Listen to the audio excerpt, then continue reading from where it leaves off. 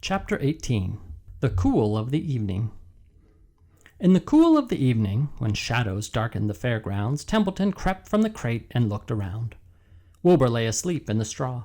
Charlotte was building a web. Templeton's keen nose detected many fine smells in the air. The rat was hungry and thirsty. He decided to go exploring. Without saying anything to anybody, he started off. "Bring me back a word," Charlotte called after him. "I shall be writing tonight for the last time."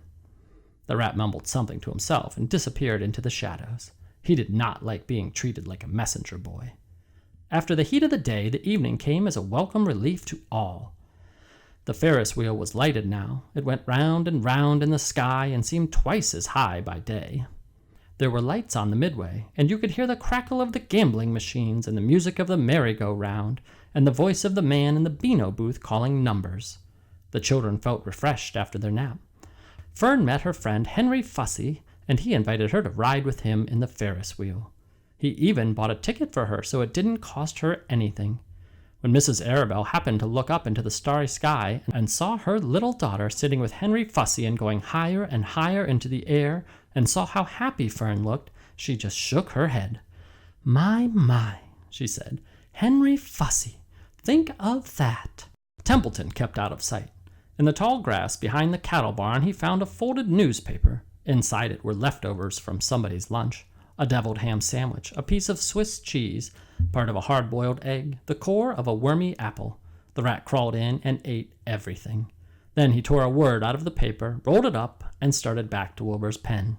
Charlotte had her web almost finished when Templeton returned, carrying the newspaper clipping. She had left a space in the middle of the web. At this hour, no people were around the pig pen, so the rat and the spider and the pig were by themselves. "I hope you brought a good one," Charlotte said. "It is the last word I shall ever write." "Here," said Templeton, unrolling the paper. "What does it say?" asked Charlotte. "You'll have to read it for me." "It says humble," replied the rat. "Humble," said Charlotte. "Humble has two meanings. It means not proud, and it means near the ground. That's Wilbur all over. He's not proud, and he's near the ground." "Well, I hope you're satisfied," sneered the rat. "I'm not going to spend all my time fetching and carrying. I came to this fair to enjoy myself, not to deliver papers." "You've been very helpful," Charlotte said. "Run along if you want to see more of the fair." The rat grinned. "I'm going to make a night of it," he said. "The old sheep was right.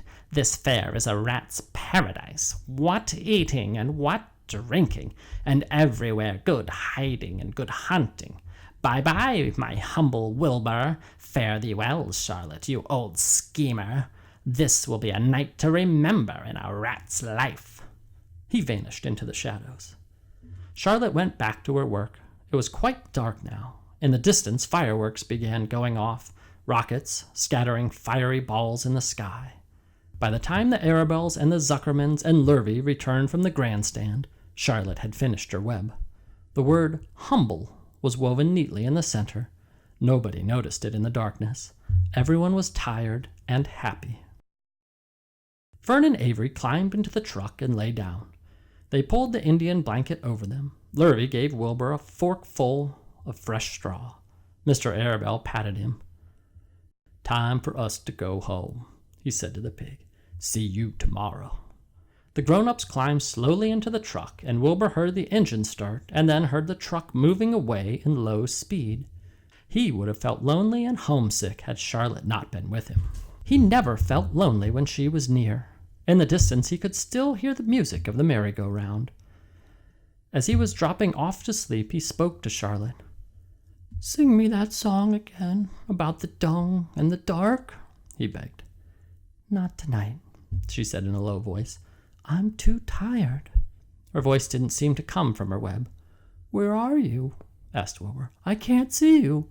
Are you on your web?" "I'm back here," she answered. "Up in this back corner." "Why aren't you on your web?" asked Wilbur. "You almost never leave your web." "I've left it tonight," she said. Wilbur closed his eyes.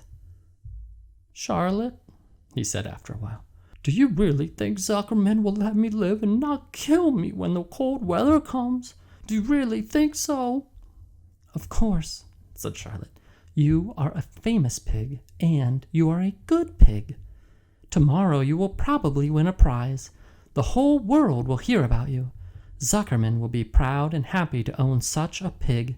You have nothing to fear, Wilbur, nothing to worry about.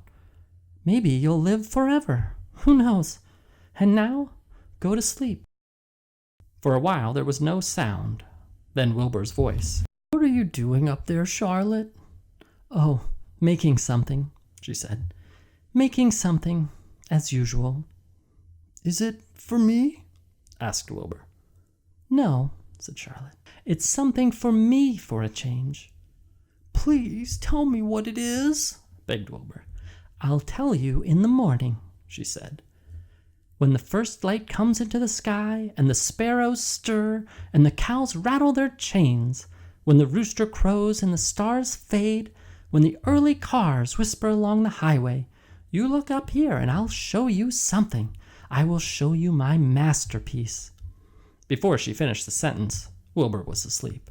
She could tell by the sound of his breathing that he was sleeping peacefully deep in the straw. Miles away at the Arabelle's house, the men sat around the kitchen table eating a dish of canned peaches and talking over the events of the day. Upstairs, Avery was already in bed and asleep. Mrs. Arabelle was tucking Fern into bed. "Did you have a good time at the fair?" she asked as she kissed her daughter. Fern nodded. "I had the best time I have ever had anywhere or any time in all of my whole life."